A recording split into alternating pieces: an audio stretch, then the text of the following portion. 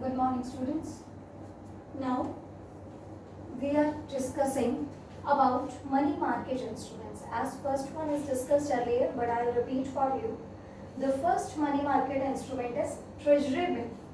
Treasury bill means a bill which is issued by government with the help of RBI to companies. ठीक है, government issue करती है RBI के through companies के short term funds के requirement के लिए 14 डेज से 364 डेज हो सकते हैं. From 14 days to 364 days. ठीक है, और उसके बाद एक ट्रेजरी बिल की वैल्यू बताई थी मैंने आपको कितनी, 25,000 रुपीज. ठीक है, other name is zero coupon bond. Other name is zero coupon bond. Right? In questions का ही आंसर देना है आपको हर पॉइंट में. ये सभी इंस्ट्रूमेंट्स हैं जिनसे शॉर्ट टर्म के लिए फंड्स अरेंज किए जाते हैं. जैसे लॉन्ग टर्म के लिए जो पैसा चाहिए होता है वो डिबेंचर से, शेयर से या फिर लोन से अरेंज किया जाता है. इसी तरह शॉर्ट टर्म फंड्स जो है वो इन इंस्ट्रूमेंट से अरेंज किए जाते हैं. ट्रेजरी बिल गवर्नमेंट की तरफ से इशू किया जाता है. Now we will move to the second point. Second point क्या है? Commercial paper. Commercial paper means an instrument which is issued by well reputed companies. You must know who issues it, what is the amount, from, for how many time it is issued, and what is the other name. ठीक है, well reputed companies issues करते हैं. किसके लिए? Small companies के लिए जहां funds की शॉर्टेज होती है. ठीक है, अगर बड़ी बड़ी कंपनीज के पास कुछ आइडल कैश है तो वो कमर्शियल पेपर की तरह स्मॉल कंपनीज की हेल्प के लिए इशू कर सकती हैं. 15 डेज टू 1 ईयर इसके टाइमिंग्स हैं. 15 दिन से 1 साल तक के लिए ये इशू किया जा सकता है. 5 लाख रुपीज इसका अमाउंट है. 5 लाख रुपीज. ठीक है, और उसके बाद other name is bridge financing. Bridge financing. Bridge financing क्यों बोला गया है इसको? इसको ब्रिज माना गया. ब्रिज मतलब पुल. ठीक है, अगर एक कंपनी शेयर्स इशू करती है तो जो शेयर इशू एक्सपेंसेस होते हैं उसके लिए पैसा कहाँ से है? जो स्टार्टिंग का प्रोसीजर होता है उसके लिए फंड्स कहाँ से अरेंज किए जाएं? तो कमर्शियल पेपर परचेज करके वो एक्सपेंसेस कवर कर लिए जाते हैं और फिर जब शेयर्स इशू कर लेते हैं, जब फंड्स आ जाते हैं तो इनकी पेमेंट हो जाती है उसी में से ही. क्योंकि ये तो स्मॉल अमाउंट है और शेयर्स इशू करके आप ह्यूज अमाउंट अरेंज कर सकते हैं. राइट? सो इसको क्या कहा गया है? Other name is bridge financing. Commercial papers are issued by well reputed companies or large companies to small companies for compiling their short term requirement of cash. Right?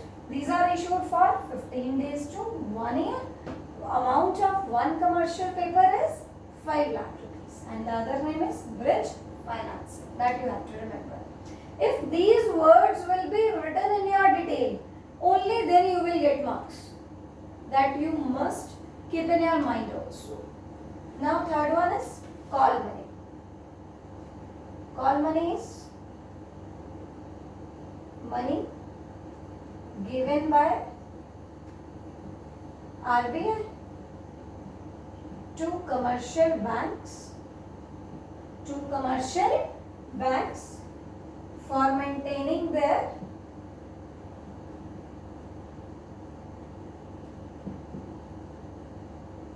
CRR पढ़ा होगा आपने इको में, cash reserve ratio.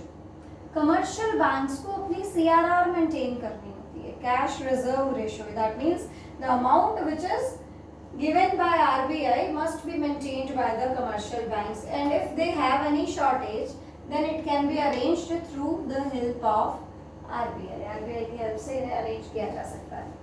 बहुत highly liquid होती है, on demand किसी भी time वापस मांगी जा सकती है कॉल मनी RBI की तरफ से. फ्रॉम 1 डे टू 15 डेज, 1 दिन से 15 दिन के लिए ये दी जाती है. अपनी CRR अगर बाय एनी चांस उनकी मेंटेन नहीं हो पा रही है तो उसके लिए इस पर जो इंटरेस्ट पे किया जाता है that is called call rate. Per day के हिसाब से रेट चार्ज किया जाता है. ठीक है, बहुत हेवी इंटरेस्ट होता है.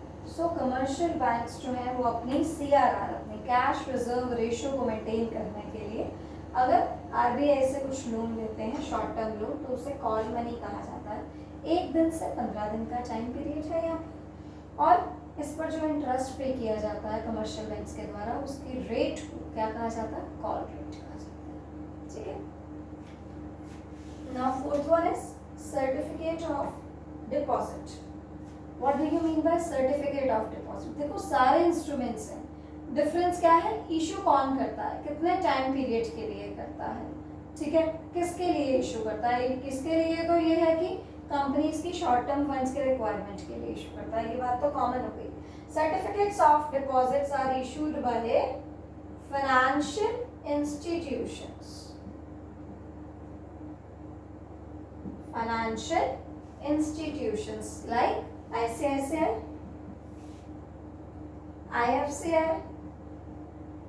ठीक है, तो कमर्शियल फाइनेंशियल इंस्टीट्यूशंस अगर फाइनेंस की हेल्प करने के लिए शॉर्ट टर्म इंस्ट्रूमेंट्स इशू करते हैं तो उसे सर्टिफिकेट ऑफ डिपॉजिट कहा जाता है. One certificate is equal to 5 lakh rupees. ठीक है, एक सर्टिफिकेट की वैल्यू 5 लाख और एक टाइम पे 25 लाख के सर्टिफिकेट इशू करना जरूरी है. ये भी साथ में लिखा हुआ है. ठीक है, ये भी आपको याद रखना पड़ेगा. और 3 months to 1 year इसका टाइम पीरियड है. 3 months to 1 year. Am I right? Now we'll reach to the last point. Commercial bill. Commercial bill आपने पढ़ा होगा. You have already studied BR. You have already studied BP. मतलब bills receivable or bills payable.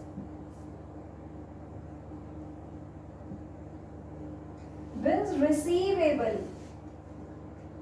that means a document which is given by a debtor that he will pay amount after a particular time period, but that document can be discounted,